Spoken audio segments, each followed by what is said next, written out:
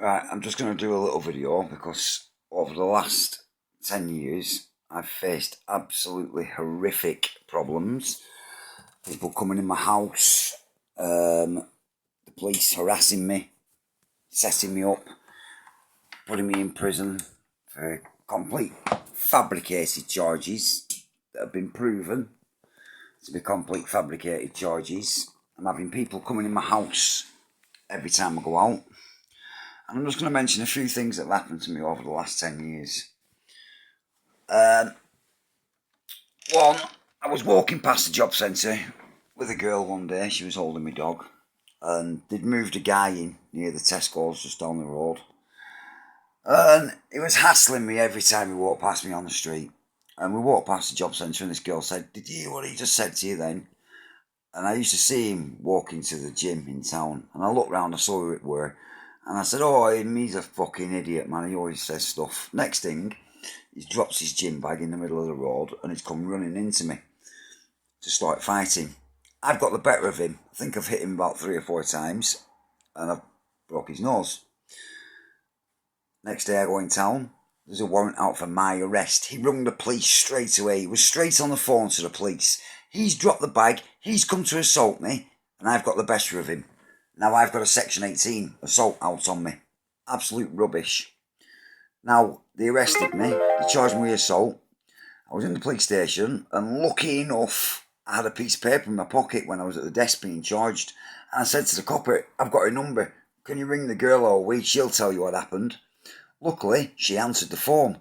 She didn't know who I were with my normal name at first, so he said my nickname and my dog's name. And she went, "Oh yeah, Zach's dad." My dog called Zach. She went, "Oh yes." And she told him exactly what happened. The truth. That we was walking past the job centre. This guy dropped his gym bag, came laying into me. I got the better of him. That's one time. Second time, I was down Edisford Bridge. Nice quiet day with a girl I know called Tanya. I had 2 dogs with me. I had my dogs in the river. There was nobody else down there. Next thing, this guy turns up, little bodybuilder, well-built guy. Turns up from nowhere, out of the blue. Within seconds, he's at the other side of the river and he's shouting over to me, "Oi, dickhead, shut them fucking dogs up." I said, "Listen, mate, I'm just putting my towel and my stuff in the bag and I'm going." "Oi, you fucking listening?" Next thing, I said, "Oh, fuck off." Next thing, he's walking over the bridge and he's coming down my side of the river. So I'm walking up with the dogs. I've given Tanya the dogs to hold. I thought, he's going to start trouble, this guy. He's come over, straight in my face, and he's head-butted me in the side of the face. So a fight's occurred. I've got the better of him. I've knocked him on the floor. I've put my hand out to pick him up and said, "Listen, there was no need for that." And he's pulled me back onto the floor and we've started fighting again. But I've got up and I've just walked away. Gets to the police station at Clitheroe. The police arrest me. Charged with Section 18 assault. A guy has walked over to my side of the river from the other side of the river for no reason at all, head-busted me in the side of the face, and I'm getting charged with assault. Now, I believe he was a police officer that was sent to assault me, because on all the airboards outside newsagents and on Facebook, they were putting out for appeals to a serious assault at Edisford Bridge. There was no such thing as a serious assault at Edisford Bridge. As the girl Owie told him, he walked over to me for no reason at all, busted me in the face, and I got the better of him. Now that's 2 assaults. 2 Section 18s I was charged with. Not guilty. The third time, I've gone in the town centre, 2024, I think it was December, just before Christmas. I've gone into a pound shop where I always go to get my cigarette papers and my filters, and the Asian lad in the shop said, "Alright, come and use this machine here." As I've gone over to that machine, I've noticed an undercover police officer and a security guard have turned up at the shop door, looking straight at me. Next thing, the undercover police officer has walked into the shop and he stood in front of the fridge and he's looking at me through the reflection of the fridge. The Asian guys told me to come over out of the queue and directed me to a certain machine. Said, use that machine. I've put my money in that machine and it's took my money. And then he's turned around and gone, oh, I forgot to tell you, it's not working that.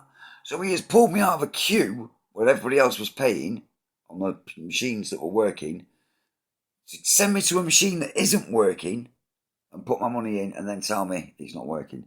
I said, I know exactly why you've done that. And I pointed to the police officer and the undercover security guard, to give them two an excuse to do whatever they're going to do. Next thing you know, they've flown straight in my face in the shop. The security guard said, I'll knock you the fuck out. That is the exact words he said. I said, no, you won't. Anyway, we had a bit of an argument. I said, I just want me to turn him out that machine. They were saying, leave this premises, leave the premises. I said, right, yeah, I'll leave. As I was leaving the town centre, there was walking behind me. And he was poking me in the rib cage from behind with 2 fingers, every step I took, trying to provoke a reaction. So eventually I turned round and I went to grab him by the neck, but I didn't touch him. I didn't actually grab him. So then they've grabbed me, they've thrown me against the shop window. How they did not put me through that shop window, I will never know, because on the video, they slammed me and they slammed me and they slammed me against that shop window. There was old ladies walking past, looked absolutely terrified, disgusted at what was going on. And they've dragged me down, they've been punching me in the nose, they punched me in the nose 3 or 4 times. They broke my nose, but they knocked it back in place, thankfully, because I could breathe perfect. But they broke it, it was all bleeding. They kneed me in the face, and then they got me on the floor, and they knelt with his full body weight on my temple. He had my head on the floor, and his knee in my temple there, with all his body weight. I thought my fucking head was going to explode. I get charged. Again, assault. The security guard, whilst I was there with a police officer in handcuffs in the middle of the town centre, was strangling himself to make his neck look as red as possible. When they came into the police interview, they brought a black and white photograph because he'd made that much of a mess of his neck. You should have seen it. He was a ginger-headed guy with a bold skinhead, but you could tell his hair was ginger. His red neck was absolutely red raw. What a mess he'd made. Walking round, strangling himself in front of me to make his neck look as bad as possible. They brought a black and white photograph in the interview in the police station because he's made that much of a mess of his neck. So that's 3 times I have been assaulted and 3 times I have been charged with assault. And 2 of them were the police. Maybe all 3. But this is what I'm facing on regular occurrences. Now, I was badly assaulted on camera in the town centre and charged with assault. Farley solicitors represented me. I got released with no charge. Well, no, they released me and then they sent me a letter saying I'm not been charged. But this is what I'm facing on a regular basis.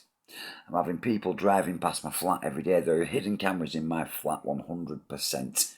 Every time something's mentioned on the TV that we're going to kill you, if it says that in a film, someone's going to kill someone, they have a certain car with a certain engine exhaust and they drive that car past when these things are mentioned. Or him in the flat underneath makes a loud bang. This has been done for 10 years now, this antagonisation. Why? I don't know, but this has been going on a long, long time. This has been going on since I broke my finger. And that is how my finger is now, because my finger wasn't that bad when I went to hospital 30 years ago. They completely damaged my finger by not making me an appointment for the occupational therapist. And I've been working this out. This has been going on for over 30 years where I have not been receiving the proper medical treatment I deserve. I've been being antagonised. People are coming in my home every time I go out, damaging stuff. This iceberg t-shirt was damaged last week. Everything. They have damaged everything in my home. This guy at number 3 next door, he's covering his CCTV camera. They keep putting towels on the washing line that covers the CCTV looking into my property. But where the washing line is, it shouldn't be there because they have took 18 foot of my garden. 3 6-foot panels have allowed to be taken of my garden to block my door.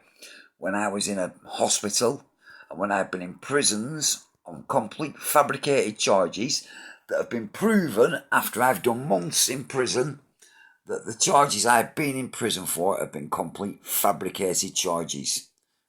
Nothing's been done. The IOPCC won't look into it. Nobody will look into it. No solicitors will look into it. The fabricated charges I've been charged on. I've had solicitors taken out of the court that have been representing me and have come back in court saying, listen, we can't represent you anymore. They've been taken out of the court and threatened. What have I done to deserve all this? I've been set upon sex offences. I've been set upon assaults. I've been set upon hitting 16-year-old girls that Jonathan Taylor from Forbes Solicitors got me to plead guilty to, and it was a picture of a fucking cold sore on a girl's lip just to get me out of prison because they was hassling me in prison that much, putting it in the Telegraph. So just to get out, I actually threw a guilty plea in. But if they get the evidence for that charge, you can crystal clear see that that was a fucking cold sore on a girl's lip. Blackburn solicitors are stitching me up. I'm having this guy next door covering up for people coming in my house. I'm having this guy next door who owns the flat there that's been empty for 2 years now, turning up every time I go out. I seem to come home and he's just leaving the property. Now this happens quite a lot. Number fucking 7 on the street, a guy called Frank lives there. My internet connection was coming out of his house for 7 years. Every single time I went to the TSB bank, not once, not twice, not 3 times, but every single time, he would be either walking in the bank as I was coming out or coming out as I was walking in. He would pass me or pass me in the car. My credit card was defrauded. I had a £3,000 limit. It went over the limit, £1,500 over the limit on a £3,000 limit, even though I hadn't spent a penny.